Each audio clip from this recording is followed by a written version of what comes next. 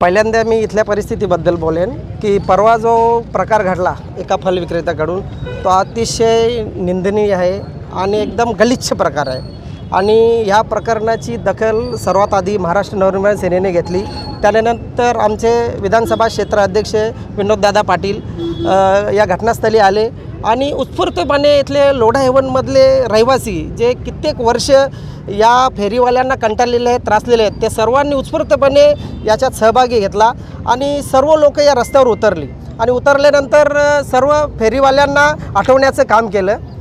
खरं तर राजूदादा पाटील आमदार आहेत, यांच्या माध्यमातून सातत्याने कित्येक वेळा पत्रव्यवहार केला, KDMCकडे याबद्दल तक्रारी देखील केल्या आणि स्थानिक नगरसेवक आमचे प्रभाकर जाधव आहेत, यांनी देखील आता सांगितलं की खूप वेळा पत्रव्यवहार केला, परंतु इथले फेरेवाली आणि KDMC अधिकारी यांचे काहीतरी लागेबंदे असल्याचा आम्हाला 100% आम्ही स्पष्टपणे उल्लेख करतो।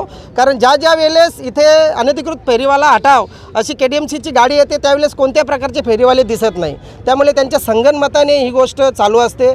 इथे नागरिकांना होणारा त्रास अतिशय खूप खराब अवस्था आहे। इथे वाहनांना काय माणसांना सुद्धा चालायला जागा नाही। हे बंद व्हावा, कारण का महिलांना त्रास होत असतो, ट्रॅफिक होत असते जाम आणि लहान मुलांना पण कधी कधी गाड्या ठोकून जातात। एवढा वाईट परिस्थिती असते इथे की खूप म्हणजे महिलांचा तर खूपच प्रॉब्लेम होऊन जातो की माणसांचे धक्के लागत असतात आणि परवा जो हे झालेला इथे इन्सिडेंट त्याच्यामुळे तर आता सर्व आम्ही महिला खूप वैतागलेल्या आहोत। कोणार्क, अपना शहर अपनी बातें।